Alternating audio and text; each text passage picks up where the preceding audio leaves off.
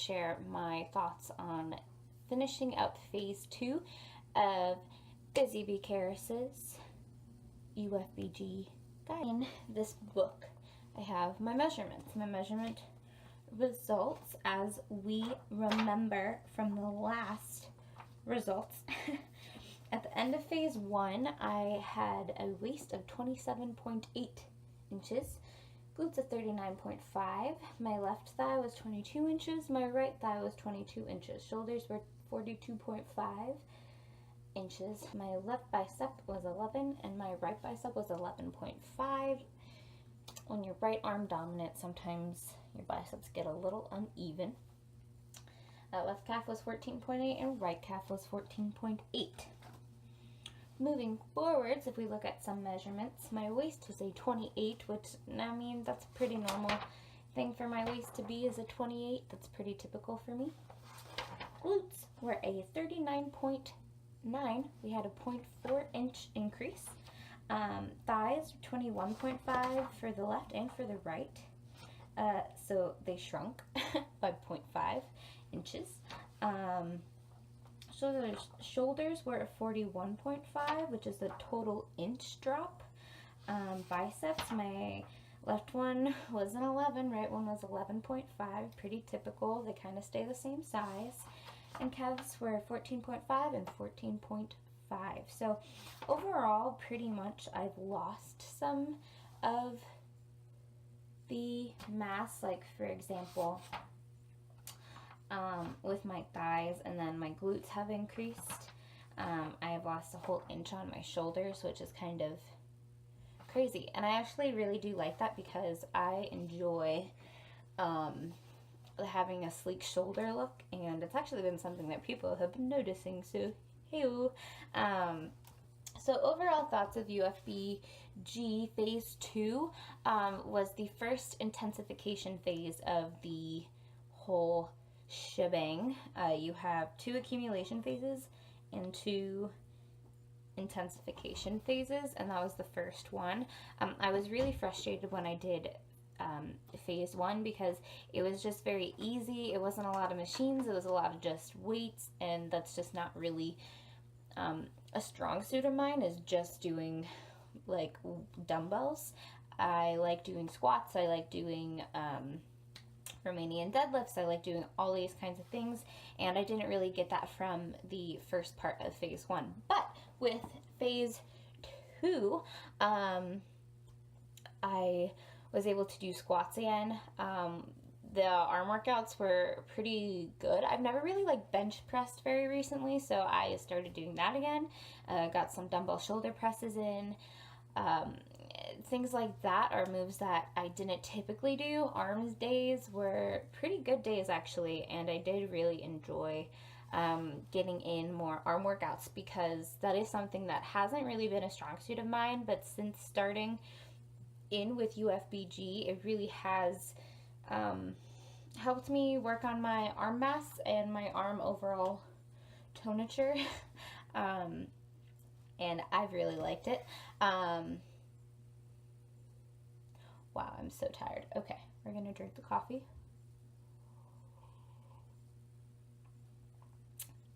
And really quick, we're gonna take a look at these adorable joggers. These are from the Buff Bunny collection. New launch, I think it's called like Desert and Sand, something like that. Anyways, aren't they just so cute? A little mini physique update right here. Okay. Alright. Back to the topic at hand. So phase 2 started squats again, and you know, really just doing supersets. And I like doing supersets, so that is something that I'm pretty familiar with, and I've done it before, and I was pretty used to it. I found that the tempo was more of just like a natural tempo for me rather than something that felt like over-exaggerated.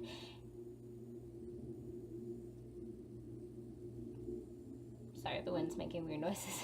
As opposed to something that was like over-exaggerated, extra slow, and I understand why, because it does help to work your muscles, but it was just kind of irritating for me. So moving into phase 2, you know, I got to do squats again. Arm days were a lot more machines, so like cable row machine, and doing like bench press and declined shoulder presses. Oh yeah, we got them shoulders now.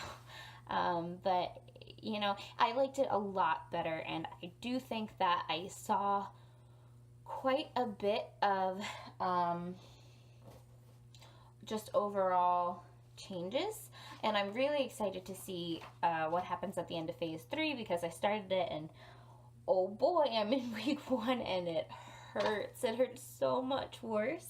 I will never complain about the accumulation phase 1, like ever again, even though I'm probably going to in like 5 minutes, but it's hard. It's hard.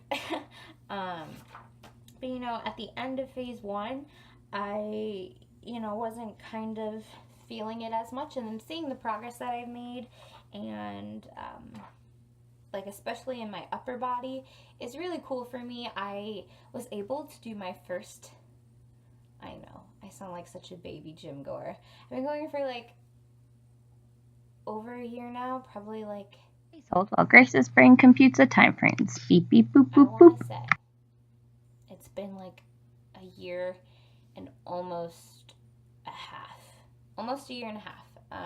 But I've never really focused on my upper body that much. So during this past phase, you did chin-ups, and most of the time I did them with a band, a resistance band, because we don't have a assisted chin-up machine at my gym, so I just kind of made do with what I had. And from there, I was actually able to do my first pull-up all by myself. I haven't been able to do that in a really, really long time. Remember, I used to be able to do something similar to that when I did gymnastics, but I don't think anything like specific. And yeah, I did like it a lot more than phase 1.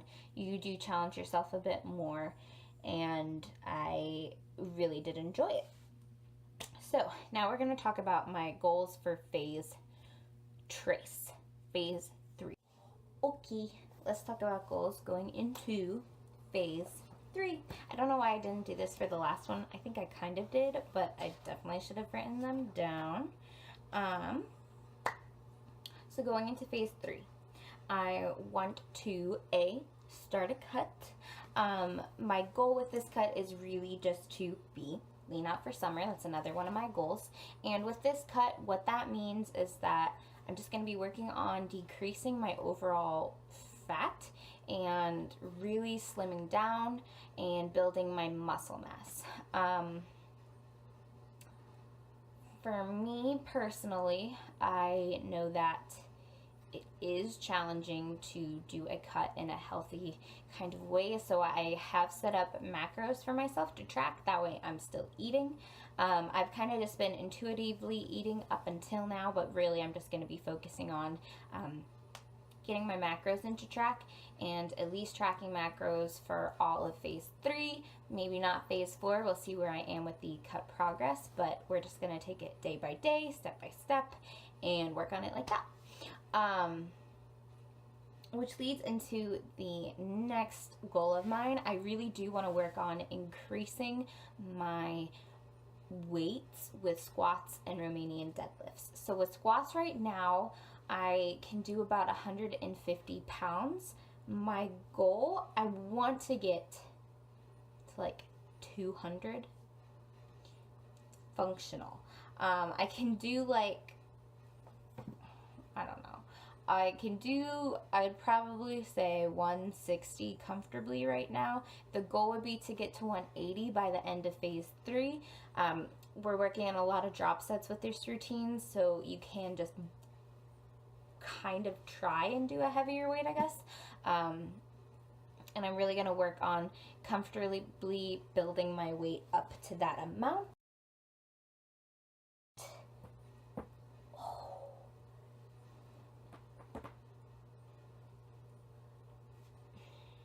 My back hurts so bad, and that's because of Romanian deadlifts. So the next part of my goal is to really get comfortable doing Romanian deadlifts a lot.